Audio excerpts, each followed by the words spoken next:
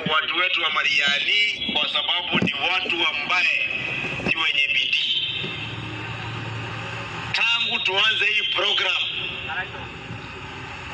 hii ni ya 11, na in Mariani and in Tharaka Nithi County, in those years, 8 years, hatujasikia pahali popote katika Tharaka Nithi County kuna njaa ambayo inaitisha msaada kutoka wale watu wanaleta pesa kutoka Ulaya. Wanaleta ile mahindi ya yellow. Si mnakumbuka?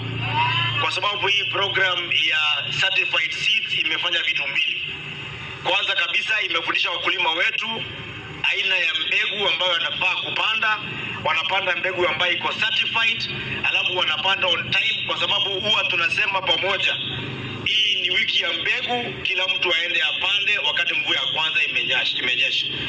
We say those who plant early will harvest more. Si inakuwa namna hiyo?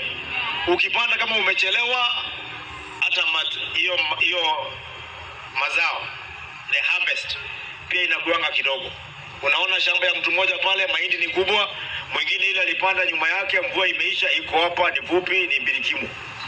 So we say the program is not only a food relief for our people, it is also a revolutionary way of making sure that our people learn to plant early and plant certified seeds which are also drought resistant.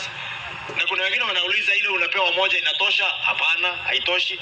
Nikikupea moja ikifanya vizuri, nenda kwa duka nunua nyingine kama hiyo ama zingine mbili, panda, so that we can have better kilimo. Ama namna gani? Hivyo ndio tunataka. Na leo tuko na variety mbili. Iko mahindi, iko maragwe. Kwa hivyo kama utaki mahindi unasema nipe maragwe. Kama utaki maragwe unasema nipatie nini? Mahindi. Kwa sababu wewe ndio unajua vile unaenda kulima. Kuna shifting cultivation, kuna kubadilisha hapa na pale.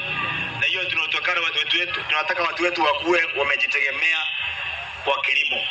Na kusipatikane mtu yote hapa ambaye atapigania mbegu. Ile mbegu tuko nayo hapa itatosha na ipaki na tubebe tupelekea wengine. Katika Kenya mzima, Tharaka Nithi ndiyo ilikuwa karibu nyuma zaidi miaka iliyopita kwa wale kina mama walikuwa wanazalia nyumbani na wale kina mama ambao waendangi clinic kabla ya kuenda kuzaa. Inaitwa antenatal clinic. Tunajua antenatal clinic? Ile unaenda kabla hujafanya nini? Hujafanikiwa na mtoto. Unajua wanaume hapo wanafikirianga mtoto anakujanga tu mwezi wa 9. Hapana, mtoto anaanza siku ya kwanza. Na mama ndiye anajua yuko. Wewe mwanaume ajuangi mtoto yuko. Sasa mtoto mpaka achungwe kutoka siku ya kwanza mpaka ile siku ya 9 ili akuja dunia hii. Na ile record iko Tharaka Nithi inaonyesha kwamba kina mama wale wengi up to 60% wanaenanga hospitali siku ya kwanza wakati wanaenda kupewa mtoto. Na mama anafaa kwenda clinic kulingana na WHO record ama standards. Anafaa kwenda clinic mara 8 kabla ya kwenda kupewa mtoto. Lakini katika Kenya tumelikubali kwamba ukienda minimum clinics ambaye inafika 4, hiyo tunakubali kabla hajaja kupewa mtoto. Kwa sababu ukienda clinic kabla hajapewa mtoto, kuna chanjo unapewa. Hiyo chanjo inasaidia kina mama kukua vizuri. Lakini tumekuwa na changamoto Tharaka Nithi kwa sababu hakuna record ya wale kina mama wako mcha mzito wengine waendi clinic. Mnanisikiza ama mnisikii? Kwa hivyo tumesema katika Tharaka Nithi, it is a must kwamba mama akifanikiwa kwamba ako na mtoto kwa tumbo akiwa mwezi mmoja, lazima wajiandikishe kwa CHP wetu. Tujue kwamba wewe tunatarajia mtoto kutoka nyumba yako, Mungu atufanikia, ili tukiwa serikali ya Tharaka Nithi tuweze kupanga ile madawa inatakikana, vaccination, pahali utaenda kuzalia, na pia kupangia kwamba tuko na mtoto anakuja ambaye ni wetu katika Tharaka Nithi. Tunakuwa ni mipango mizuri kwetu katika hospitali kungojea yeye. Si namna hiyo? Si kungojea mgeni kama tujajitayarisha. Na kwa sababu hiyo, kwa sababu gani? Tumesema Muthomi, Njuki na Dr. Nduraku na Muisraeli tukiwa tumekaa ofisi pale Kadhwana, tunataka asubuhi tupige kompyuta namna hii. Tunaona ni kina mama wangapi wajawazito katika Tharaka Nithi kwa kupinya pattern namna hii ya kompyuta. Kwa hivyo ukijiandikisha unaugua kwa matandao, sisi tunajua wewe unatarajia mtoto, tunakupangia madawa kwa hospitali. Ukienda vaccination unapata iko hapo, na ile siku ya kupewa mtoto tunakuwa tunakutajia kwa hospitali yetu. Ndio sababu tumesema to give you an incentive. Ukienda clinic minimum ya 4 na uzalia hospitali zetu ama hospitali ya nje, mbona uzalia hospitali? Serikali ya Tharaka Nithi itakupatia shilingi 1,000 as an incentive ya kuchunga wewe kwa sababu ulitumia basi ya kutembea kwenda clinic. His Excellency Anyang'o and my colleague governors led by Jimmy, our host governor, and the family of the Prime Minister.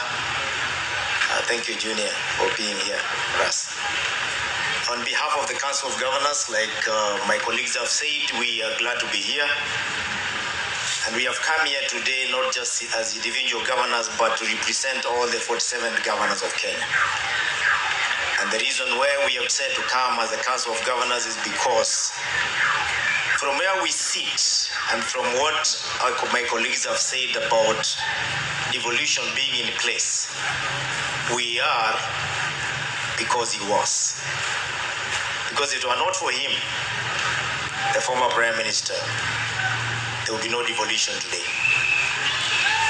Lastly, let me say that many things have been said about the Prime Minister Raila Odinga. You have heard very many of them. Let me just mention one, that every Kenyan should celebrate his life and be happy that he existed. That for the last almost 5 elections in Kenya, there's only one man in Kenya who had the ability to sink this country with almost the total following of all Kenyans after every election. That was one Raila Amolo Odinga. He had the capacity to do it. However, every time after elections, irrespective of the outcome, and despite having that capability and the capacity to do it, he always chose the narrow path of reconciling this country by making big sacrifices to put his interests behind the one of the country, and he lived to fight another day. We are all witnesses of that, because the peace we have experienced in every part of this country thereafter the elections, even when they were disputed, was because he chose the narrow path, or he decided, let's have peace. I'm saying this knowing very well, he was the MP for Kibera. When skirmishes started in Kibera, there was no one else who could stop Kibera from going to the streets. And when lastly, even when we had Gen Zs, who were seen to be out of the generation that could be stopped by anyone because they said they were tribeless, they were faceless, there's only one man who put an end to that. And we all celebrate his life because he put Kenya ahead of his own interest. We will forever, as governors or as devolution, be indebted to him, and especially to the people of Bondo, the people of Siaya, who gave birth to such a great son. May God bless you. I also want to associate myself with the words of my colleagues who've spoken before me, that is the chair and the vice chair, for what he has said about on behalf of the Council of Governors. And on my behalf and the people of Tharaka Nithi, I want to take this opportunity to send my sincere condolences to the family of the former Prime Minister, the leader of the ODM party, and the stabilizer of this nation in all times, Raila Amolo Odinga.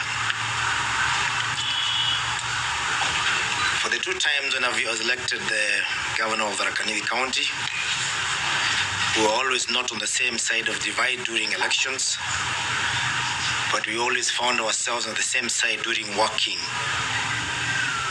That is after the elections. And really, this is what matters.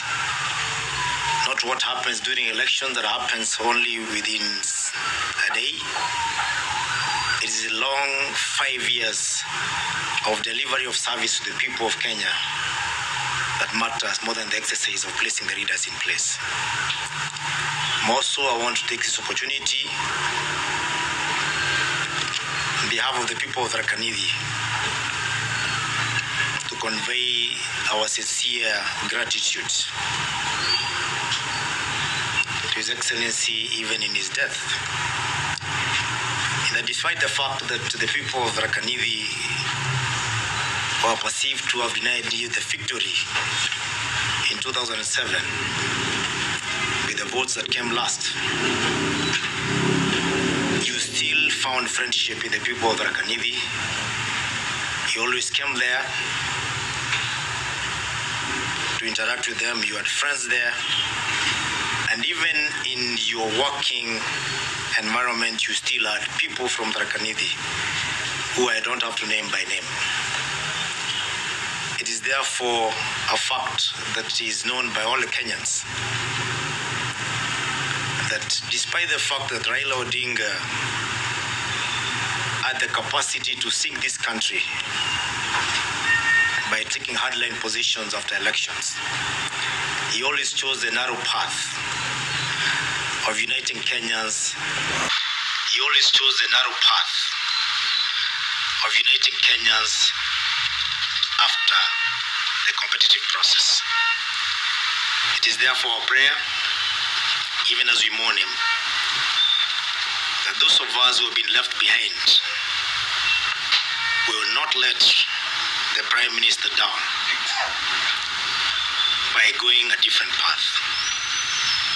It is a prayer and hope